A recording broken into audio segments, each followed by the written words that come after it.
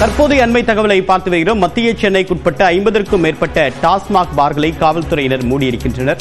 இது தொடர்பான விவரங்களுடன் நம்முடைய சிறப்பு செய்தியாளர் கோகுல், இந்த நடவடிக்கையுடைய பின்னணி என்ன?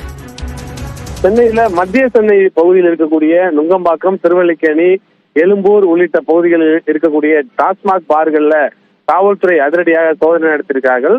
இந்த சோதனையில குறிப்பாக அனுமதியின்றி விதிகளை மீறி டாஸ்மாக் பார்கள்ல சமையல அறைகள்ல சிலிண்டர்களை பயன்படுத்தி சமைத்ததும் தரமற்ற சுகாதாரமற்ற உணவுகளை டாஸ்மாக் பார்கள்ல வழங்கி வருவதாக இருக்கக்கூடிய பல்வேறு குற்றச்சாட்டுகளின் அடிப்படையில் தான் இந்த சோதனையை காவல்துறை நடத்தியிருக்காங்க.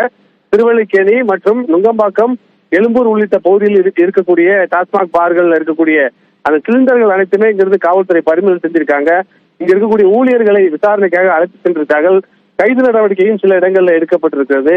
ஒட்டுமொத்தமாக மத்திய சென்னை பகுதியில் டாஸ்மாக் பார்கள்ல பிற்பகல் முதல் காவல்துறை இந்த அதிரடி சோதனை மேற்கொண்டு வராங்க. அதே நேரத்தில் சட்டவிரோதமாக டாஸ்மாக் பார்களில் பகல் நேரங்கள்ல கூலிங் பீர்களை விற்பனை செய்வதாக இருக்கக்கூடிய குற்றச்சாட்டின் அடிப்படையிலையும் அந்த தகவலின் அடிப்படையிலையும் சோதனை செய்து பல இடங்கள்ல அங்க இருக்கக்கூடிய ஊழியர்களை காவல்துறை கைது செய்திருக்கக்கூடிய நடவடிக்கைகளையும் நம்மால் பார்க்க முடியுது.